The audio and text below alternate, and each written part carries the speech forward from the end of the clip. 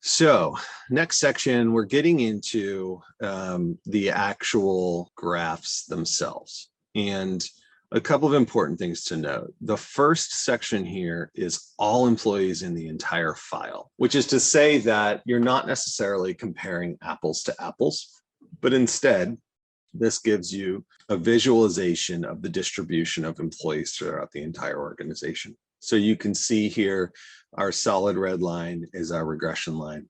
The dotted red lines are our upper and lower control limits that we use to define our outliers. They default to 2 standard deviations from the mean. That's this number right here. But if you wanted to toggle to 1 standard deviation or 3, you've got that ability to do that here, and the report will automatically update itself. And really, when we think about standard deviations from the mean, what we're talking about is an organization's risk tolerance.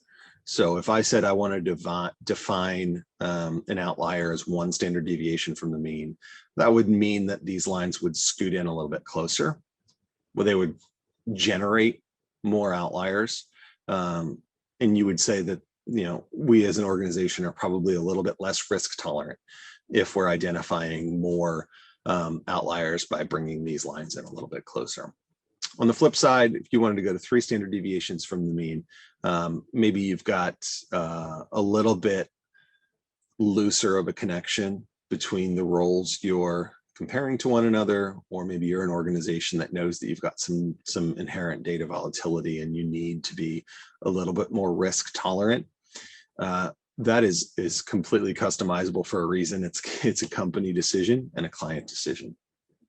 But we do see most clients using 2 standard deviations from the mean.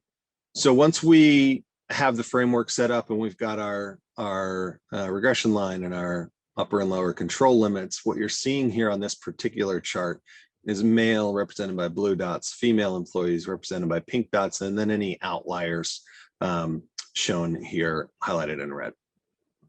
So you can toggle on and off those outlier designations, which will show you the underlying gender of the employees that are flagged as outliers by clicking these buttons here at the top. So the outlier is U, is going to be anyone in the upper. We don't have lower, but if we did, it would change when we click the outlier L. The other thing that you can do is these numbers correspond to the employee numbers that are on your input file. So a lot of times, especially when you're dealing with really big data sets, we see clients sort of referencing back and forth between the two. The other information that's pulled in here are your X and Y axis numbers. So this chart, we're looking at duration in years. So you can see this person's been here 2.38 years. They've got a salary of $250,000. A couple of other quick things that you can do within the chart. What's particularly useful when you've got a clump of data points together is if you're hovering inside the chart, you can zoom in. So if we want to isolate and separate sort of groups of employees and get better visibility when they're clumped together, we can zoom in. Similarly, obviously, you can zoom out. And then the chart itself, in terms of what you're showing from a visualization standpoint, is customizable so that you can edit it to tell the story you're looking to tell. And then what we see clients do is take a snip of that screen. I'll give you an example. If we wanted to, instead of looking at all of this data together, if we wanted to tell a story about the experience of female employees in the organization over their duration of employment, we might want to hide or mute the male data points. And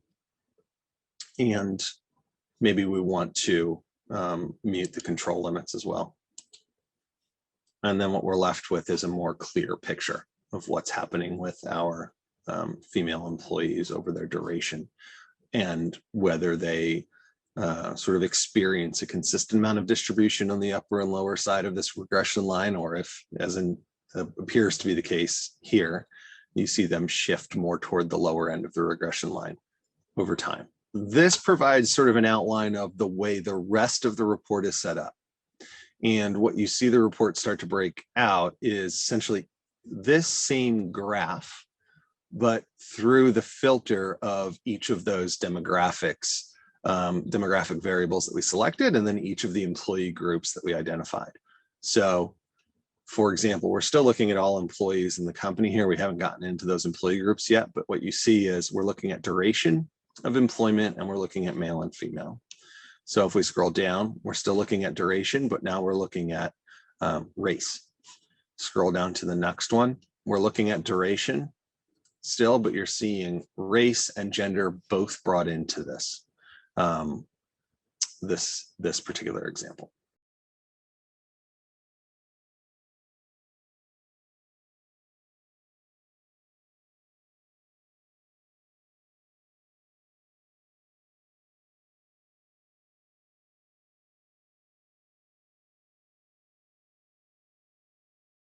Now we're getting into cohort A. So we're starting to get into our individual job groupings. This is our first job grouping. You can see that it's a little light on participation or density. And since the report really just repeats itself over and over again, looking through the lens of the cohorts, I'm going to scroll down to one of our cohorts that has a few more people in it because I think it's easier and provides a better representation. So this is a decent example. So we're looking at cohort B. And let me scroll up to where cohort B starts, and we'll run through this. Here's the start of cohort B. So again, we're looking now not at the total company like we did before, but just specifically at cohort B.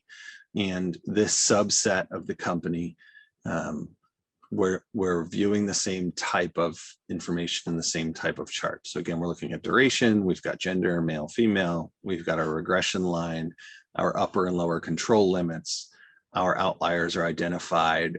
The enhancement that comes along with this level of detail is we overlay a trend line for male and female.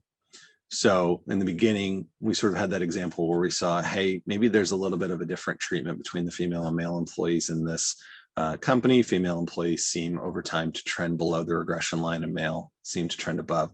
That is carried through this cohort. So you see that happening as we look through duration of employment, what those trend lines are. Same thing, looking at duration. This time we are pulling in race and then the combined view. The next grouping is looking at similar data by age, right? So instead of duration, we're looking at age. Age can be used as a proxy for experience when conducting pay equity analyses. So what's fascinating is whether you look at the data by age or duration for this particular sample data set, you see that trend line for female employees trending negatively over time, and the trend line for male employees trending positively over time.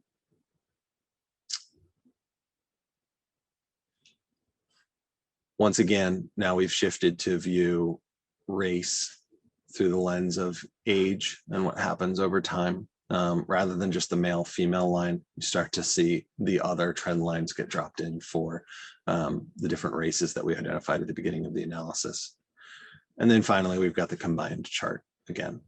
And you'll see now that we've made it through cohort B, we jump to cohort C, and we see the same charts, but now with cohort C data set instead of cohort B data set. Again, this really repeats itself through the rest of the report until you get all the way through to the end of the analysis. And you can see me sort of speeding through here. Now we're at the end of cohort F, which is our final grouping in the end of the report.